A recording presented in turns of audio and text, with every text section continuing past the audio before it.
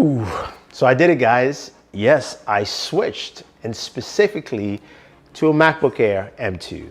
Now, you guys are probably shocked because, of course, I use a PC on a regular basis. I do a lot of gaming. I talk about PCs, and I've never really spent a lot of time on the MacBook Air or the MacBooks in general.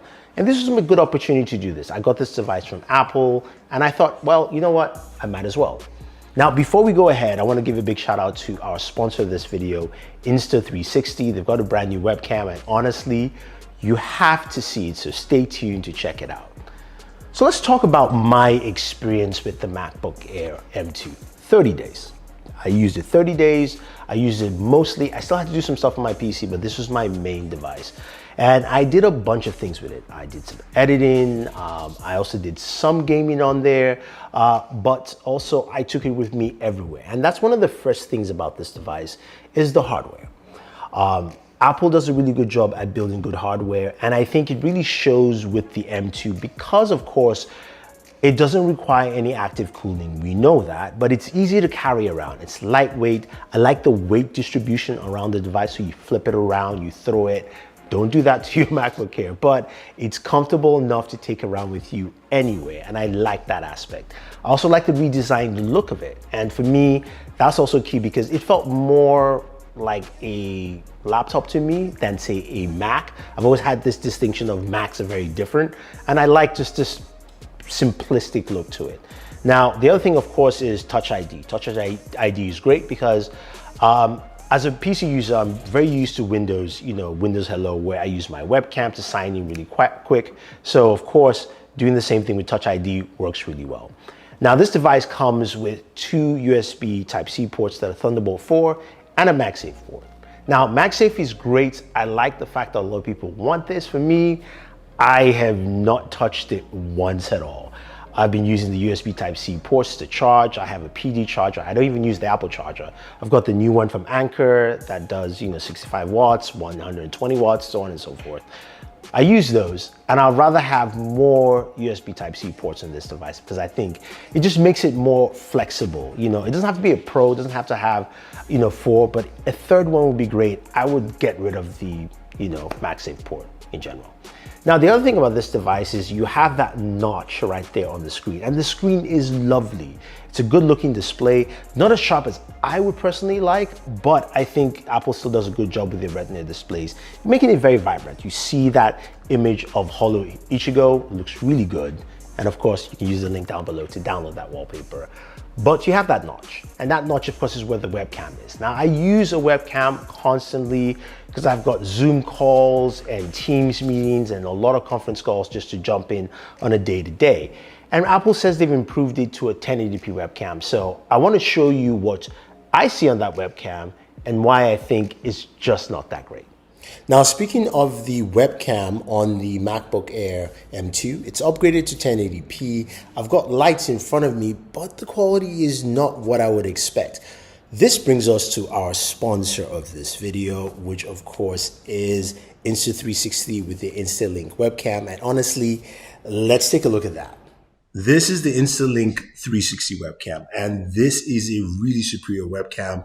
I love it because it's a 4K webcam. You can, of course, change the resolution to whatever you want, lower it down to 1080p. Now, you're seeing the tracking option on the webcam, which means if I move side to side, it tracks with me because this webcam is placed on a gimbal. I have it here placed on top of my MacBook Air M2, but you can also put it on a tripod. You can put it on the side. You can move it around. In this case, you can see me just move it right here and then move it back. Now, the webcam has some really cool functionality within the app that allows for tracking, as you're seeing right now. There is a whiteboard functionality. There also is an overhead mode, so if you want to do overhead shots. And then there is a desk view mode, so I can use the desk view mode to switch hands in front of me here. Plus, you do have full control of the gimbal to wherever you want to do. And then you also have image settings where you can customize the way you want the image to look, have it saved as presets, and you have gesture controls like palm for auto tracking. You can do an L, and you can do a V shape. There's AI zoom, there's half body zoom, there's whole body, you name it. this is a really cool webcam, and honestly, probably the best webcam I've used on a laptop or desktop, and definitely worth it for the MacBook Air M2.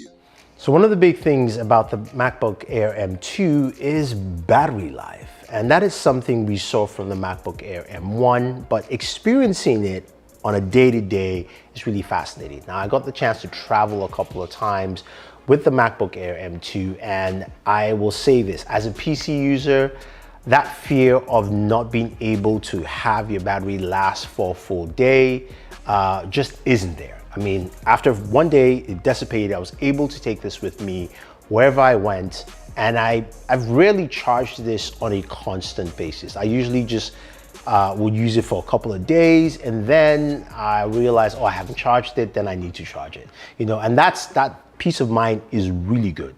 I really appreciate this, and as a PC user, I would love to see this on laptops or PCs, just because it does such a really good job where, hey, look, if you are checking email, you're watching stuff on the web, handling spreadsheets, there's no reason for you to not have this kind of battery life. So I really appreciate this in this device. Now, the other thing, of course, is the performance, right?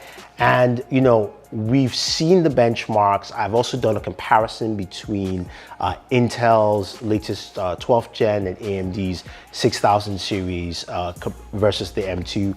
Definitely go check that out to see those speeds and specs. But this is about performance in my day-to-day. And for me, that means editing. And granted, I don't do most of my editing. That is, of course, to Mr. Daniel Sin behind the camera. I sometimes do some editing, and usually that would take me like 5 days because I'm slow. But one of the beauties of having this device is the fact that I use Adobe Premiere, and scrubbing through video is super smooth, very fast, very responsive.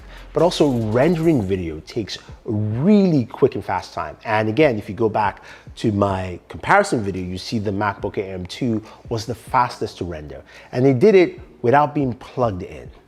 That's very key. And I think, as a PC user, you know this. Yeah, we can get fast performance, but we have to plug it in. The Dell XPS 13 Plus is a device I have that can do really well performance-wise, but I need to plug it in. I don't have to on this device. And I still have a lot of juice left, which is great. So there are many things to really like about this device. So you're probably thinking, Thunder E, you're probably going to switch to a MacBook. Not so much. Now, as much as I love the hardware, a lot of the performance, macOS and me just don't go together. And I'm not saying it's bad. I don't think it's terrible. I think it's just for a different type of user. And then there's some things that I just don't care for. One of the things that really just kind of irks me is uninstalling software. Now, it's quite easy to do it, but sometimes it just doesn't work. Drag and drop into the trash can. Some people have given me different methods. I still have some software that just won't uninstall. I don't know why. Now, most likely that has to do with the software manufacturer itself, but I do like the ease of just right-clicking on Windows or going to uninstall and uninstalling my software. Now, the idea of dragging and dropping works, and I'm sure some people tell me you're doing it wrong. I'm just giving you my experience. Now, the other thing that really irks me is the fact that there is no back button. And I know it might be very silly for some, but for me, it's just something I'm used to on a keyboard. And yes, I can use Command and Delete to use that functionality for both delete and backspace, but there is no backspace button on the keyboard. And I'm sure Apple could fit it in here. They don't want to, it's just the way they work. That to me kind of irks me. But again, software is just preference-wise more than anything else. Now, I think overall though, when you look at the MacBook Air M2 and me using it for 30 days, it's been a fun experience. Hardware's been good, performance has been great. What this shows me is what, the PC side has been lacking and I would like to see. And mind you though, this is only something Apple has benefited in the last 2 years. So this is not something they've always had, at least from my viewpoint. I would say, look, if you're a Mac user, definitely pick this up. This is honestly a solid device that will meet all your needs. You don't have to build out a super expensive unit. You can get what I'm using here, which is the 8GB 256 model, and that's all you need for all the work you need to do. Now, if you need more storage because maybe you're recording more video and things like that, sure, get more storage. But honestly, this device is absolutely solid. Will I switch to it? No, because I still like PCs, but honestly, just pick it up. Anyway, guys, this is Thunder saying thank you. Don't forget to like, share, subscribe. And also, if you really want a good webcam, definitely check out the Insta360 link because it's probably the best webcam I've seen so far. And always enjoy entertainment.